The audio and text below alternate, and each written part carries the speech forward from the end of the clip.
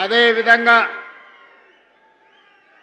శాసనసభ విప్ ఆది శ్రీనివాసరావు గారు, మరొక విప్ విజయ రమణ గారు, అదేవిధంగా రాజ్యసభ సభ్యులు వేం నరేందర్ రెడ్డి గారు, ఖానాపూర్ శాసనసభ్యులు వెడమ బొజ్జు గారు, ఆదిలాబాద్ శాసనసభ్యులు మిత్రులు పాయల శంకర్ గారు, శాసన మండలి సభ్యులు దండే విఠల్ గారు, శాసనసభ్యులు రామ్దాస్ మాలోత్ గారు, మాజీ కేంద్ర మంత్రివర్యులు మా అందరికీ చాలా సీనియర్ నాయకులు వేణుగోపాలాచారి గారు, వేదిక మీద ఉన్న వివిధ కార్పొరేషన్లకు సంబంధించిన చైర్మన్లు, మున్సిపల్ మేయర్లు, మున్సిపల్ చైర్మన్లు, వివిధ హోదాలలో ఉన్న ప్రజాప్రతినిధులు, ప్రభుత్వ ఉన్నతాధికారులు, ప్రాణ సమానులైన ఆదిలాబాదు ఆడబిడ్డలకు, మా అడవి బిడ్డలకు అందరికీ కూడా మనస్ఫూర్తిగా ధన్యవాదాలు, కృతజ్ఞతలు తెలియజేస్తున్నా. మిత్రులారా, రాజకీయాలలో మనిషి పట్ల విశ్వాసం ఉండాలి, ఆ మనిషి ఇచ్చే మాట మీద నమ్మకం ఉండాలి. మా మిత్రులు సిఎల్పి నాయకులుగా ఆనాడు పీపుల్స్ మార్చ్, ప్రజల దగ్గరికి వెళ్ళాలి, ప్రజా సమస్యలు తెలుసుకోవాలి, ఆ సమస్యల్ని పరిష్కరించడానికి భవిష్యత్ ప్రణాళికలను రచించుకోవాలి అని ఈనాటి ఉప ముఖ్యమంత్రి వర్యులు, ఆనాటి సిఎల్పి నాయకుడుగా ఈ పిప్రి ప్రాంతం నుంచే పీపుల్స్ మార్చ్ను ప్రారంభించి 1400 కిలోమీటర్లు ఇక్కడ మొదలైన పాదయాత్ర ఖమ్మంలో లక్షలాది మంది సమక్షంలో వారు ఆ పాదయాత్రను ముగించడం జరిగింది. ఆనాడు అధికారంలోకి రావాలన్నా, ప్రజలు ఆశీర్వదిస్తారన్న విశ్వాసంతో మిత్రులు బట్టి విక్రమార్క గారు ఈ ప్రాంత అభివృద్ధి కోసం, ఈ ప్రాంత ప్రజల సమస్యల పరిష్కారం కోసం మీతో నడుస్తూ, మీతో కలుస్తూ, మీ గూడాలలో మీ తలుపు తడుతూ, మీ గుండె చప్పుడు వింటూ, మీ సమస్యలను అర్థం చేసుకొని వాటిని పరిష్కరించాలన్న కృత నిశ్చయానికి వచ్చిండ్రు.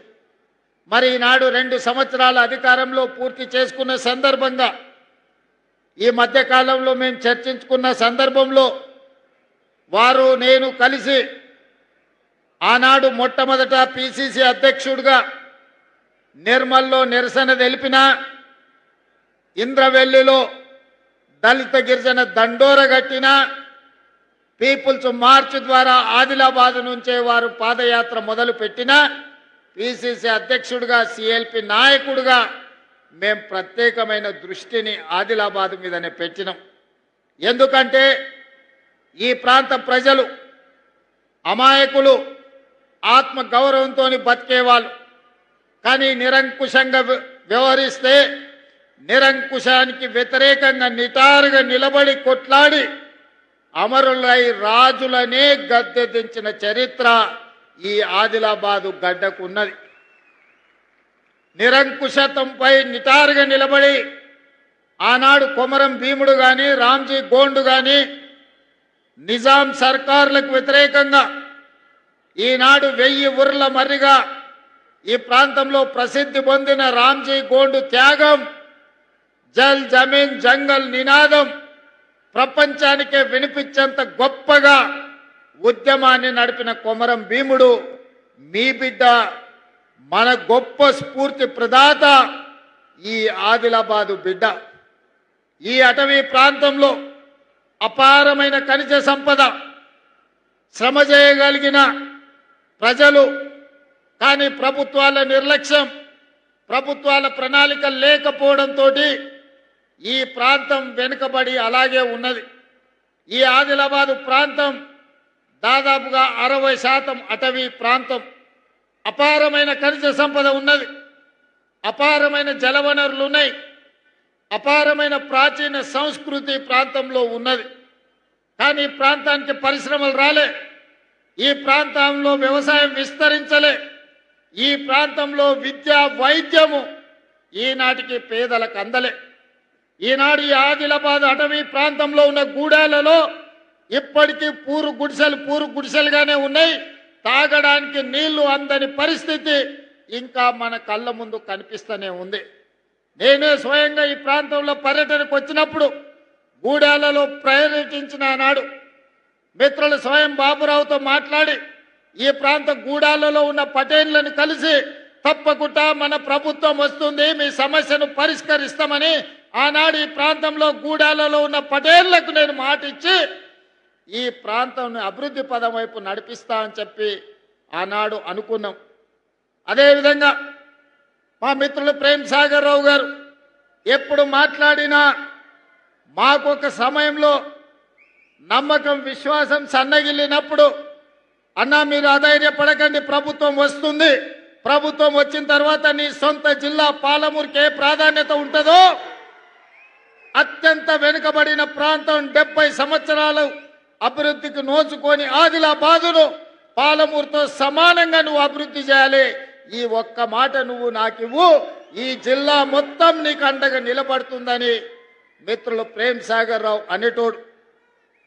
వారు మాట్లాడినప్పుడు ధైర్యం వచ్చేది, గుండె నిండా ఊపిరి పీల్చుకొని కొట్లాటకు సిద్ధమయ్యేది. మళ్ళా నెల తిరుగుతేనే ఏమవుతుందో అని భయం ఉండేది. ధైర్యం కాస్త భయంగా మారి భయం నుంచి పోరాటం చెయ్యాలి, ఈ పోరాటంలో విజయమన్న సాధించాలి, లేకపోతే ఈ ప్రాంతమే ఎడారిగా మారుతుంది. ఈ ప్రజల కోసం ఎట్టి పరిస్థితుల్లో ప్రజాపాలన తీసుకురావాలి అని ఒక ఉక్కు సంకల్పంతో ఎన్ని కేసులు పెట్టినా, ఎన్ని అక్రమ నిర్బంధాలు చేసినా, ఎన్ని రకాల అవంతరాలు కల్పించినా, ఎన్ని ఒత్తిళ్లు చేసినా వాటికి నిలబడి గుండె ధైర్యంతో కాంగ్రెస్ పార్టీ కార్యకర్తలు కొట్లాడినరు కాబట్టే ఈనాడు ప్రజాపాలన అధికారంలోకి వచ్చింది.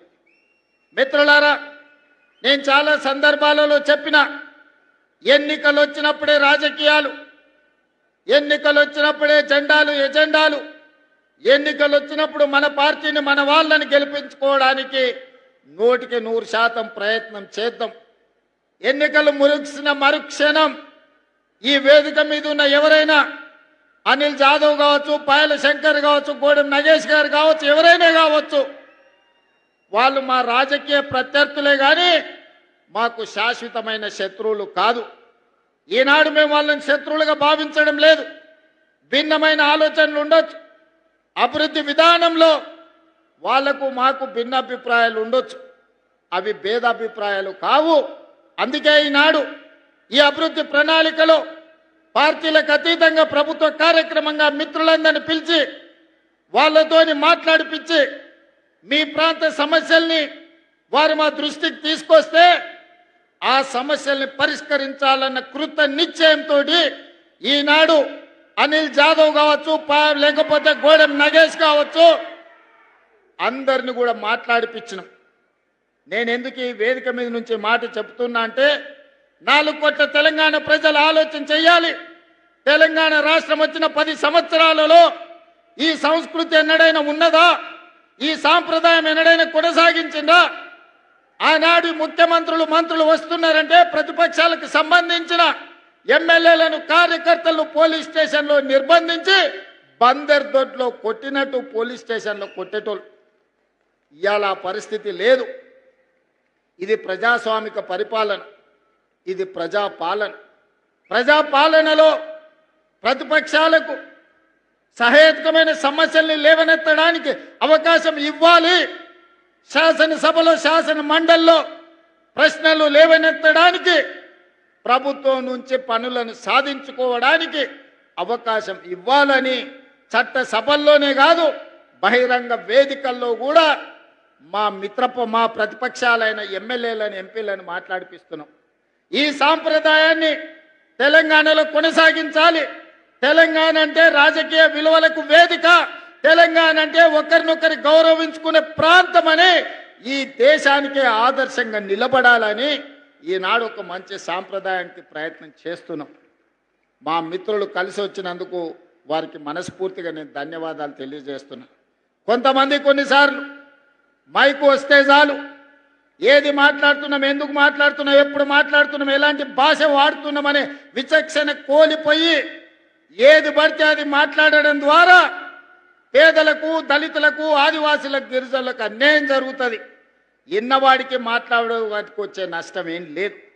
కానీ అదే సమస్యల్ని ఒక పద్ధతి ప్రకారం లేవనెత్తితే ఈనాడు మంజూరు చేసిన ప్రాజెక్టులు మా శాసనసభ్యులు ఏం లేరు.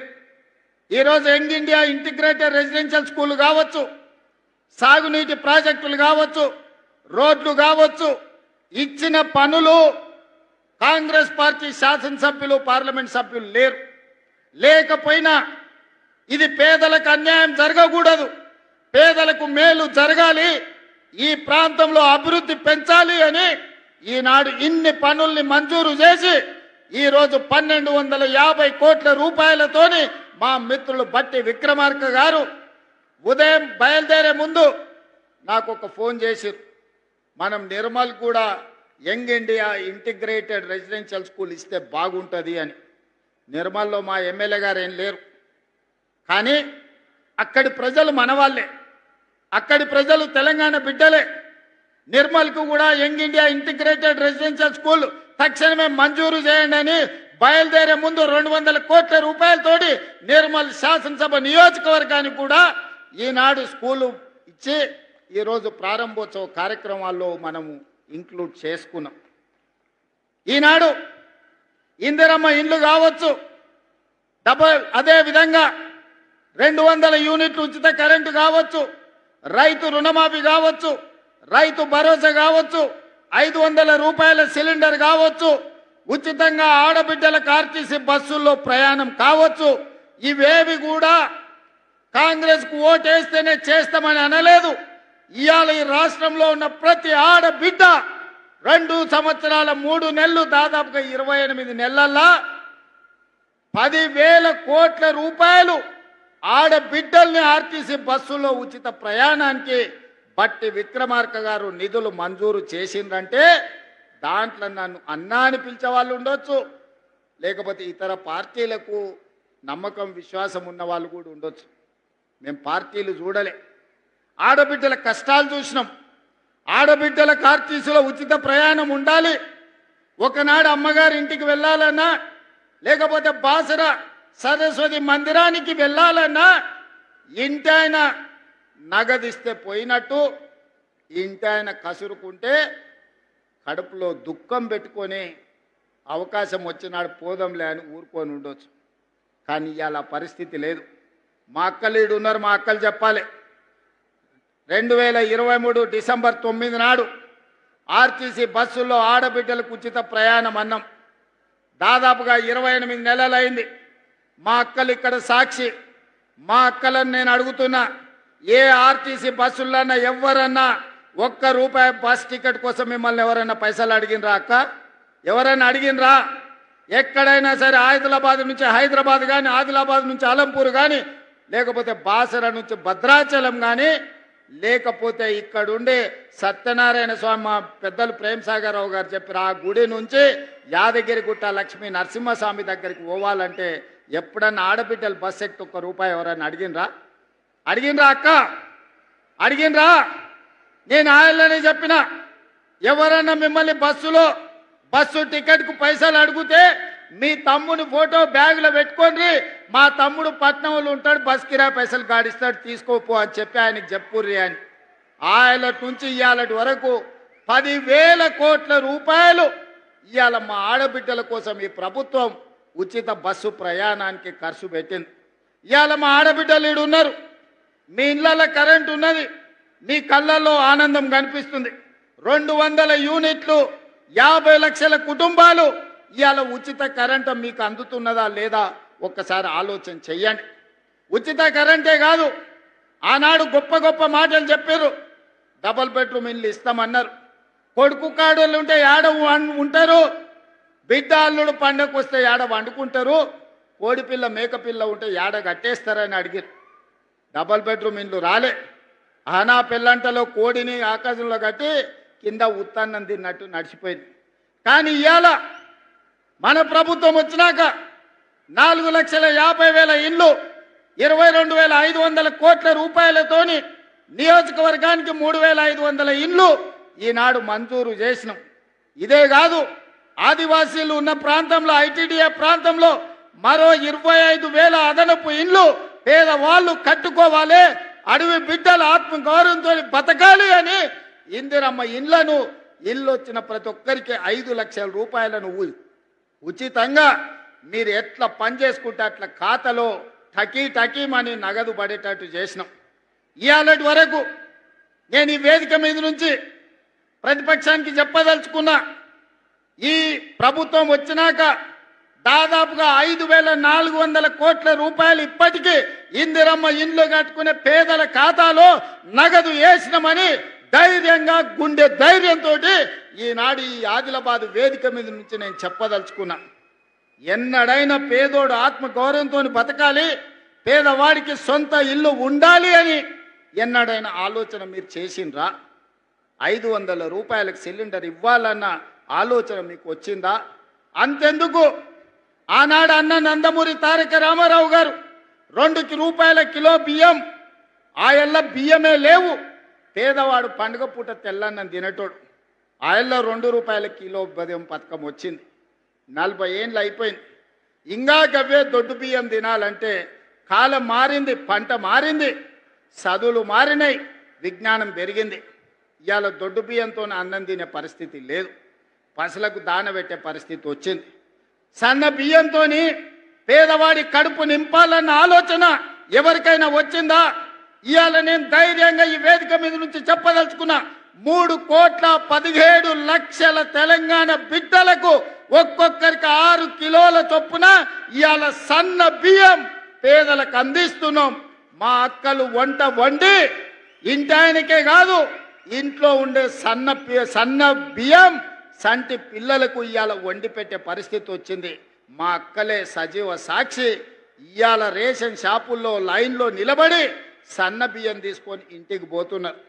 ఆయల్లా దొడ్డు బియ్యం ఇస్తే రేషన్ షాపోడే అక్కడి నుంచి అక్కడనే కిలోకి 10 రూపాయలు నగదు ఇస్తే ఇచ్చినట్టు చేసి మిల్లర్ల మాఫియా, దళార్ల మాఫియా ఆయల్ల బియ్యం పథకాన్ని తూట్లు పొడిచిండ్రు. ఇవాళ తెలంగాణ రాష్ట్రంలో దేశంలో ఎక్కడా లేదు ఈ పథకం. దేశంలోనే మొట్టమొదటిసారి తెలంగాణ రాష్ట్రంలో 3,17,00,000 తెలంగాణ బిడ్డలకు 6 కిలోలు సన్న బియ్యం ఇవ్వడం ద్వారా ఈరోజు ఆత్మ గౌరవంతో మనం అన్నం తినడమే కాదు, సంటి పిల్లలకు వండి పెట్టే పరిస్థితి ఈరోజు మన రాష్ట్రంలో వచ్చింది. ఈ విధంగా చెప్పుకుంటూ వెళ్తే ఆడబిడ్డల్ని ఆర్టీసీలో బస్సుల్లో ఉచిత ప్రయాణమే కాదు, 1000 ఆర్టీసీ బస్సులకు యజమానులను చేసినాం. సోలార్ విద్యుత్ ఉత్పత్తి అదానీ అంబానీలు కాదు, మా ఆడబిడ్డలకు 1000 మెగావాట్లు ఇచ్చినాం. హైటెక్ సిటీ పక్కన 1000 కోట్ల రూపాయల స్థలాన్ని ఇచ్చి మా ఆడబిడ్డలు తయారు చేసే వస్తువులను ఈరోజు హైటెక్ సిటీ పక్కన అమ్మే విధంగా అంతర్జాతీయ మార్కెట్ ఈరోజు మనం కల్పించినాం. ఇవన్నీ సంక్షేమం ఒక ఎత్తు. సంక్షేమం గురించి మా మిత్రులు పట్టి విక్రమార్క గారు చెప్పినారు. ఇవాళ ఈ వేదిక మీద నుంచి 4-5 విషయాలు నేను స్పష్టంగా చెప్పదలుచుకున్నా. మా మిత్రులు కొన్ని విషయాలు మాట్లాడారు. కొన్ని మండలాలు, రెవెన్యూ డివిజన్లు లేకపోతే జిల్లాల గురించి కేంద్ర ప్రభుత్వం మండలాల సరిహద్దులు కానీ, రెవెన్యూ డివిజన్ల సరిహద్దులు కానీ, జిల్లా సరిహద్దులు మార్చొద్దని కేంద్ర ప్రభుత్వం ఆదేశాలు ఇచ్చింది. 2027 మార్చి 31 వరకు జిల్లా, మండల, రెవెన్యూ సరిహద్దులు మార్చడానికి అవకాశం లేదు. ఆ తర్వాత ప్రభుత్వం ఒక జ్యుడిషియల్ కమిషన్ వేసి ఇలాంటి సమస్యలన్నిటిని కూడా ఆ కమిషన్కి ఇచ్చి బోత్ ప్రాంతం రెవెన్యూ డివిజన్గా మార్చాలని మిత్రులు అడిగినారు కదా. ఆ కమిషన్ ద్వారా ఆ రోజు ఈ సమస్యకు పరిష్కారం చూపించే ప్రయత్నం చేద్దాం. ఇక అదేవిధంగా ఆనాడు ప్రాణహిత చేవెళ్ళ ఈడ తుమ్మిడేటి దగ్గర మొదలుపెట్టి కొడంగల్, తాండూరు, వికారాబాద్ వరకు గోదావరి జలాలను 160 టీఎంసీలు తరలించాలని ప్రాజెక్టు కడితే ప్రాణహిత పేరు మారింది, ఊరు మారింది, అంచనాలు మారినాయి. 1,00,000 కోట్లు గోదావరిలో పోసినట్టు అయింది. కాళేశ్వరం కడితే కూలేశ్వరం అయిపోయింది. 3 ఏళ్లలోనే కట్టుడు కూలిపోడు జరిగిపోయింది. మా ఆదిలాబాదుకు మాత్రం రాలేదు. మా ప్రేమ్ సాగర్ రావు గారు ఎప్పుడు అంటారు, గోదావరి తలా మా పక్కల నుంచే పోతుంది, మాకు మాత్రం నీళ్లు రాలేదు అని. అందుకే ఇవాళ నేను ఈ వేదిక మీద నుంచి మాట ఇస్తున్నా. ఇప్పుడు ప్రారంభించిన సాగునీటి ప్రాజెక్టులే కాదు, తుమ్మిడేటి నుంచి ప్రాణహిత చెవెళ్ల ప్రాజెక్టును తిరిగి ప్రారంభిస్తాం. ఆదిలాబాదుకు నీళ్లు ఇచ్చి ఈ ప్రాంతాన్ని సస్యశ్యామలం చేసే బాధ్యత మా ప్రభుత్వం తీసుకుంటుంది. మా సాగునీటి పారుదల శాఖ మంత్రివర్యులు ఉత్తమ్ కుమార్ రెడ్డి గారు సర్వేలు చేపిస్తున్నారు, అంచనాలు సిద్ధం చేస్తున్నారు. తొందరలోనే ప్రాణహిత చెవెళ్ల తుమ్మిడేటి దగ్గర ప్రారంభించి ఆదిలాబాదు ప్రాంతానికి నీళ్లు అందించి తాగునీరు సాగునీరు సమస్యను పరిష్కరించే ప్రాజెక్టును ప్రారంభించడానికి మళ్ళీ నేను ఇక్కడికి వస్తాను అని చెప్పి మా మిత్రులకు తెలియజేస్తున్నా. ఇక రెండవది, ఈ ప్రాంతంలో ఎర్ర బస్సు తిరగడమే కష్టం. మా పాయల శంకర్, మా ఎంపీ నగేష్ గారు, ఈ ప్రాంతంలో ఉండే మా నాయకులు, అన్న హైదరాబాద్కే ఎయిర్పోర్టా, ఆదిలాబాద్కి ఎయిర్పోర్ట్ అక్కర్లేదా అని ఈరోజు కేంద్ర ప్రభుత్వంతో మోడీ గారితో మాట్లాడినాం, రామ్మోహన్ నాయుడు గారితో మాట్లాడినాం, రాజ్నాథ్ సింగ్ గారితో మాట్లాడినాం. తొందరలోనే వీలైతే జూన్ 2 తారీఖు లోపల ఆదిలాబాద్ లో ఎయిర్పోర్ట్ ప్రారంభోత్సవానికి శిలా పలకాన్ని వేసే బాధ్యత వేదిక మీద ఉన్న మిత్రులం అందరం తీసుకుంటాం. మరి ఎయిర్పోర్ట్ వస్తే మరి అది నడవాలంటే కూడా మనకు ప్యాసింజర్లు ఉండాలి కదా.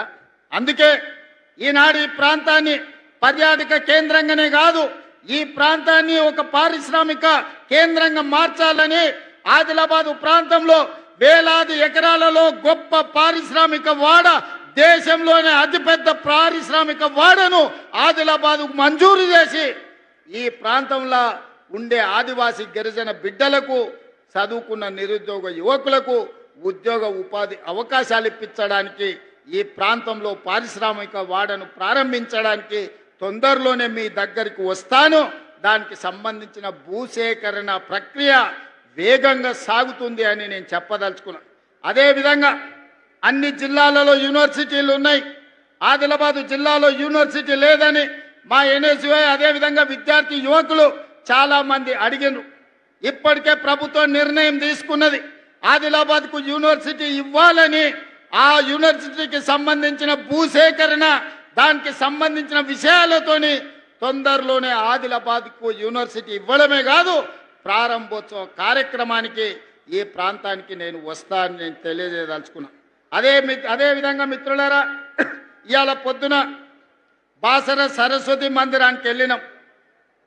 తెలంగాణనే కాదు, దేశం నలుమూలల నుంచి చిన్నపిల్లలకు అక్షరాభ్యాసం చేయించడానికి ఆ తల్లిదండ్రులు సుదూర ప్రాంతాల నుంచి ఇక్కడికి వస్తుంటారు. ఆ మందిరం విస్తరించాల్సిన అవసరం ఉన్నది. మందిర ప్రాంతంలో మౌలిక వసతులను పెంచాల్సిన అవసరం ఉన్నది. ఈరోజు నా మనవడి ఈరోజు అక్షరాభ్యాసం కూడా మీ జిల్లా బాసరలో సరస్వతి ఆలయంలో ఈరోజు ఉదయం అక్షరాభ్యాసం చేయించి ఈ ఆదిలాబాదు ప్రాంతానికి ఉన్న ఒక పవిత్రతను ప్రజలందరికీ తెలియజేసే విధంగా ఒక ప్రయత్నం చేసినాం. ఇవాళ బాసర ఆలయాన్ని విస్తరించడానికి 225 కోట్ల రూపాయలు ప్రాథమికంగా మంజూరు చేసి ఈరోజు బాసర ఆలయాన్ని విస్తరించే పనులను ప్రారంభించుకున్నామని చెప్పడానికి నేను చాలా సంతోషాన్ని వ్యక్తం చేస్తున్నా. ఇంకా బాసర ఆలయాన్ని విస్తరించడానికి ఇంకేమైనా అదనంగా నిధులు అవసరమైతే కూడా ఆ నిధులనిచ్చి దేశంలోనే బాసర సరస్వతి ఆలయం ఒక గొప్ప ఆలయంగా తీర్చిదిద్దడానికి ఈనాడు మన ప్రభుత్వం కట్టుబడి ఉన్నది. దాన్ని విస్తరించే బాధ్యత ఈ ప్రభుత్వం తీసుకుంటుంది. అదేవిధంగా పెద్దలు ప్రేమ్ సాగర్ రావు గారు సత్యనారాయణ స్వామి మందిరం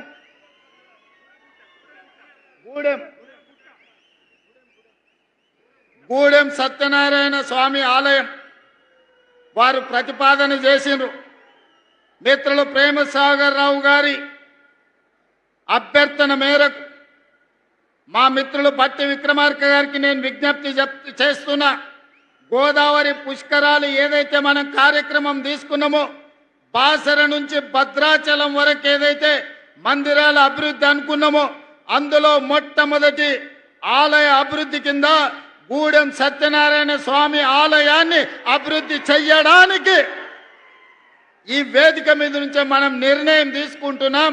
తక్షణమే అధికారులను, కలెక్టర్లను, ఆ ప్రాంతం పర్యటించి దాన్ని మొత్తం అంచనాలు సిద్ధం చేయండి. ఈ మందిరాన్ని అభివృద్ధి చేయడానికి కూడా నిధులు మంజూరు చేస్తామని చెప్పి నేను ఈ వేదిక మీద నుంచి నేను చెప్పదలుచుకున్నా. మిత్రులారా, ఇవాళ ఈ జిల్లాకు ఎంత చేసినా తక్కువనే, కానీ అట్లని మిగతా వాళ్ళలాగా చెయ్యకుండా వదిలేసే సమస్యనే లేదు. ఈ జిల్లాకి ఏమేమి కావాలో అంచనాలు సిద్ధం చేస్తున్నాం. ప్రతి 2 నెలలకు ఒక్కసారి తప్పకుండా ఈ జిల్లాకు వస్తూనే ఉంటా. వచ్చినప్పుడల్లా మీకు నిధులు తెస్తూనే ఉంటా. ఆనాడు కొట్లాట కోసం, ఒక స్ఫూర్తి కోసం ఈ ఆదిలాబాదునే ఎన్నుకున్నాం, నేను మిత్రులు బట్టి విక్రమార్క గారు. ఈనాడు కూడా తెలంగాణ అభివృద్ధిని ఆదిలాబాదు ద్వారానే ప్రపంచానికి చూపించాలి. గోదావరి జలాలను ఒడిసి పట్టాలి, ఈ నేలను సస్యశ్యామలం చెయ్యాలి, ఈ ప్రాంతాన్ని అభివృద్ధి పదం వైపు నడిపించాలి. దానికోసం మీ అందరి సహకారం కావాలి. ఇవాళ మా ప్రభుత్వానికి ఇందిరమ్మ ఇండ్లు ఇచ్చినా, సన్న బియ్యం ఇచ్చినా, ఉచిత కరెంట్ ఇచ్చినా, ఇంటికి ఉచిత కరెంట్ ఇచ్చినా, రైతు రుణమాఫీ చేసినా, రైతు భరోసా ఇచ్చినా, షాదీ ముబారక్ ఇచ్చినా, కళ్యాణ లక్ష్మి అందించినా, ఏ కార్యక్రమం చేసినా పేదవాడి కళ్ళల్లో ఆనందం చూడాలి. మేము పాలకులం కాదు, ప్రజలెన్నుకున్న సేవకులం. ప్రజలకు సేవ చెయ్యాలన్న ఆలోచనతోనే మీ ముందు నిలబడ్డం. అందుకే మిత్రులారా, ఆదిలాబాదు మీద ఈనాడు మాకున్న ప్రత్యేకమైన అభిమానం మీ గుండెల నిండా ఉన్నది. కాబట్టే ఎర్రటెండలో కూడా వేలాది మంది, ముఖ్యంగా ఎడమ వైపున చూస్తే మా ఆడబిడ్డల్ని చూస్తే నా కడుపు నిండింది, ఆకలి కూడా మాయమయ్యింది. ఎందుకంటే ఇంతమంది ఆడబిడ్డలు ఆశీర్వదించడానికి వస్తే ఇక ఎవరు ఎదురొచ్చినా ఎవరినైనా ఎదుర్కొనే ధైర్యం వస్తుంది. అందుకే మా అక్కలకు ఆయల్లా ఇందిరమ్మ చీరలు ఇచ్చినాం. పాల పిట్టలాగా మా అక్కలు కట్టుకొని వచ్చారు. ఈసారి మళ్ళా కొత్త చీరలు చిలకపచ్చ రంగుతోని మా ఆడబిడ్డలు చిలకల లెక్క మంచిగా ఉండాలి, ఇంటాయన కూడా సంతోషపడాలి. అప్ప మా ఆవిడ ఎంత అందంగా ఉంది చీర కట్టుకుంటే అని మళ్ళీ ఇందిరమ్మ చీరలకు ప్రణాళికలు సిద్ధం చేసినాం. ఈసారి చిలకపచ్చ చీరలు ఇవ్వాల్సిందిగా మా బట్టి విక్రమార్క గారికి నగదు మంజూరు చేయాల్సిందిగా ఆనాడు పాలపిట్ట రంగు ఇచ్చినాం. ఈసారి చిలకపచ్చ రంగులో మా అక్కలందరినీ నేను చూడదలుచుకున్నా. మీరు ఆ నిధులు కూడా మంజూరు చేయాలి. ఇదే ఆడబిడ్డలకు మనం పెట్టే చీర మన పుట్టింటి ఆడబిడ్డకు పెట్టే సారెలాగా ఉండాలి. నువ్వు ఏమిచ్చినా ఆడబిడ్డకు సంతోషం ఉండదు, కానీ పుట్టింటోళ్ళు పెట్టిన చీరను జాగ్రత్తగా అలమారిలో దాచిపెట్టుకొని పండుగ పూట కట్టుకుంటుంది. ఏమక్క అవునా? అది అగ్వదైనా సరే, కానీ ఈ పుట్టింటోళ్ళు పెట్టిరు కాబట్టి దాన్ని జాగ్రత్తగా పెట్టుకుంటాం. అట్లనే ఇవాళ మీ సోదరుడు పుట్టింటి నుంచి మళ్ళా మీకు ఇందిరమ్మ చీర సారె రూపంలో మళ్ళా పెట్టడానికి మొత్తం తయారు చేస్తున్నాం. ఇగో బట్టి గారు మనకు 100 కోట్ల రూపాయలు నిధులు కూడా ఇస్తా అన్నాడు. మళ్ళా డిసెంబర్లో మా అక్కలకు చిలకపచ్చ చీరతోని మా ఆడబిడ్డలను అందరిని కూడా గౌరవించుకునే సాంప్రదాయాన్ని ముందుకు తీసుకెళ్దాం. అదేవిధంగా గోడెం నగేష్ గారు చెప్పిన మా ఊర్లో క్రీడా పాఠశాల పెట్టినాను. ఈనాడు గంజాయి, డ్రగ్స్, పబ్బులు అని తిరుగుతున్నారు యువత, పెడ మార్గాన చెడు మార్గాన పోతున్నారు. వాళ్ళందరినీ మత్తు బాట వదులురా, మైదానాల బాట పట్టురా అని చెప్పి ఇవాళ పిల్లలకు ఒక స్ఫూర్తి నింపడానికి మేమే క్రీడా మైదానాలకు వెళ్ళడమే కాదు, మన ఎమ్మెల్యేలకు కూడా ఎమ్మెల్సీలకు కూడా మన ఆటల పోటీలు పెట్టినాం, మొత్తం పెద్ద ఎత్తున నిర్వహించినాం. అందుకే ఇవాళ ప్రపంచ దిగ్గజమైన మెస్సీని ఫుట్బాల్ ఆడడానికి మన రాష్ట్రానికి తెచ్చినాం.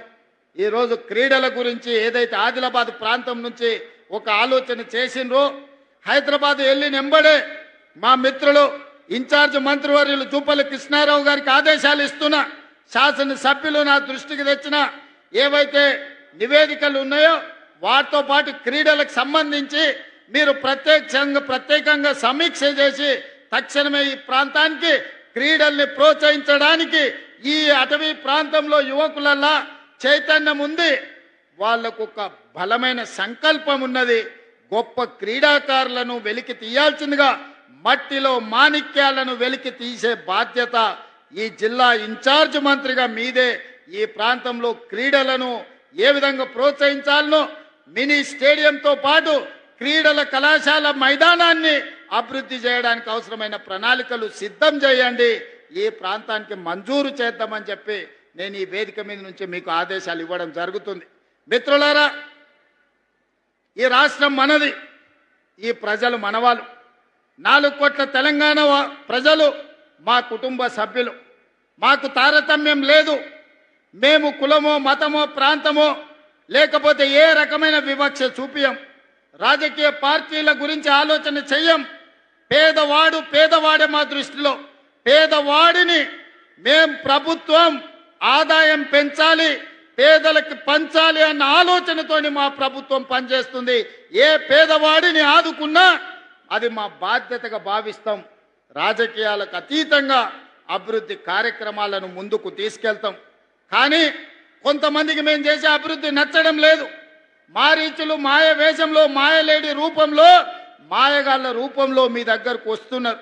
నిన్న మొన్న చూసిన కొడంగల్ పోయినరు, లేకపోతే మహేశ్వరం పోయినరు, ఇవాళ ఇంకేడుకో పోయినరు. మార్కెట్ యార్డు కట్టలేదు మీరని. 10 ఏళ్ళు మీరు ఎందుకు కట్టలేదని నేను అడుగుతున్నా. పెళ్లి చేసినా, కొత్తగా పెళ్ళైనా పిల్లనో పిల్లగాడో పుట్టాలంటే 9 నెలల్లో 10 నెలల్లో అవుతుంది కదా. కండరాలు తిరిగిన 6 అడుగులు ఉన్నోని పెళ్లి చేసినా 3 నెలల పిల్లల్ని పుట్టించగలడా? అయితే అదే సాధ్యం.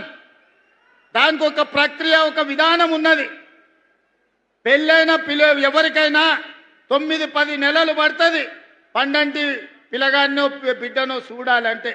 అట్లనే ప్రభుత్వం 10 సంవత్సరాలు మీరు ఎలగబెట్టని పనులు ఎన్నిటినో గొప్ప గొప్ప పనులను చేసినాం. ఇంకా చేయాల్సినవి ఉన్నాయి.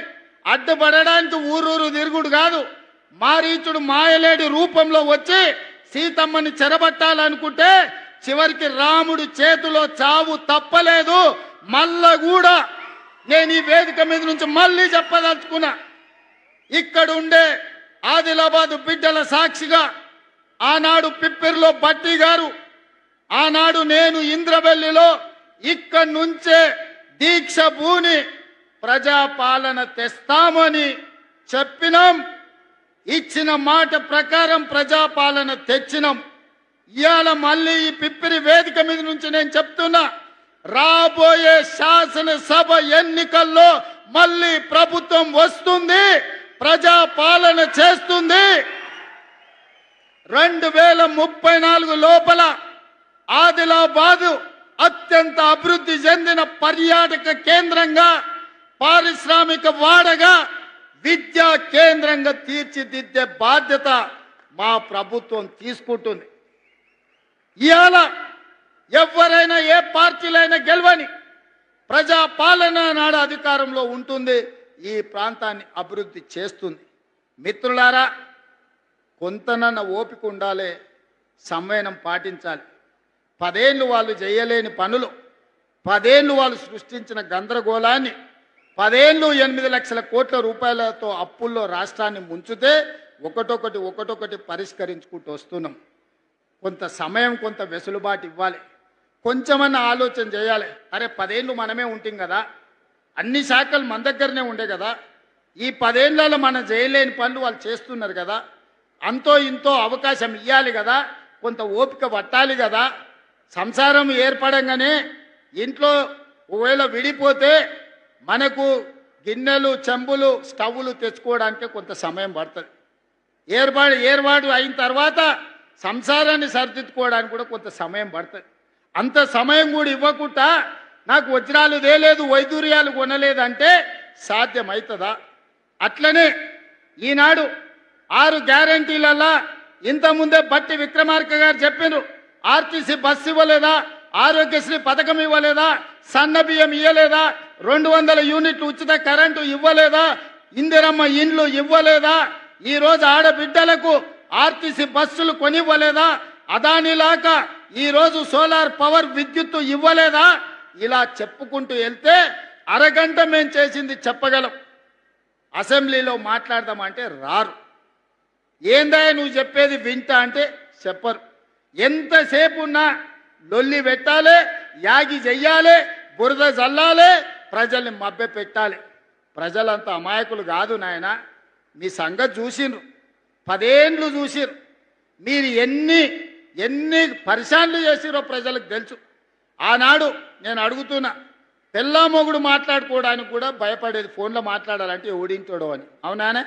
రాజకీయ నాయకులే కాదు, ఆళ్ళు మొగుళ్ళు మాట్లాడుకుంటే కూడా ఇన్న రోజు. ఇవాళ బాజాబ్తో రోడ్డు మీదనే మమ్మల్ని తిడుతురు. ఏమన్నా అన్నామా? ఎప్పుడన్నా ఏమన్నా అన్నామా?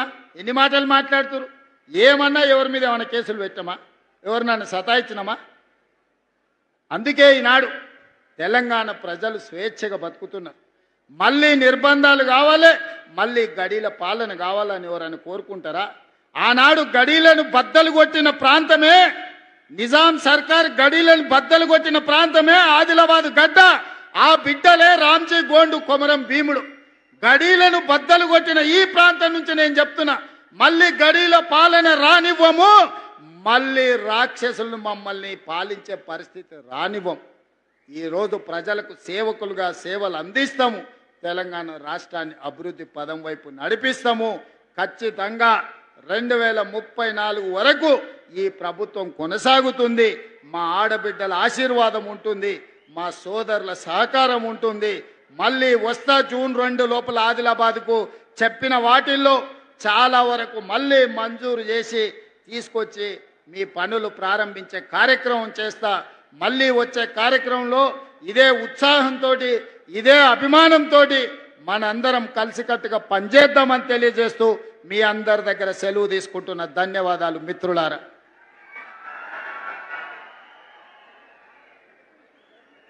గౌరవనీయులైన సీఎం గారి చేతుల మీదుగా 30,149 సంఘాలకు వడ్డీ లేని రుణాల కింద 53,50,00,000 చెక్ అందజేయడం జరుగుతుంది. ఇది మన జిల్లా సమాఖ్య మరియు పట్టణ మహిళా సమాఖ్య సభ్యులు 10 మంది, లక్ష్మి, రుందన, మంజుష, ఉమాదేవి, విఠాబాయి, నవనీత, ప్రవీణ్, భాగ్య, రవీందర్ రాజు, డిఆర్డిఓ రవీందర్ కిషన్ రాజు. వడ్డీ లేని రుణాలు 30,149 సంఘాలకు 53,50,00,000 చెక్ అందజేయడం జరుగుతోంది. గౌరవనీయులైన ముఖ్యమంత్రి గారి చేతుల మీదుగా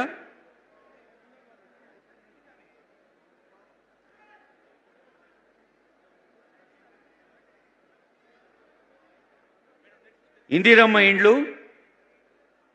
ఉమ్మడి ఆదిలాబాద్ జిల్లా వివిధ ప్రాంతాల నుంచి వచ్చిన అందరికీ ధన్యవాదాలు. చునార్కర్ రాధ గారు, గుండేటి భాగ్యలక్ష్మి గారు ఆసిఫాబాద్, గోనె పద్మ గారు, గోమాస సూర్య గారు మంచిర్యాల. 4గురికి ఇందిరమ్మ ఇండ్లు. ఆ తర్వాత ISO సర్టిఫికేట్ రెడీ ఉండాలి.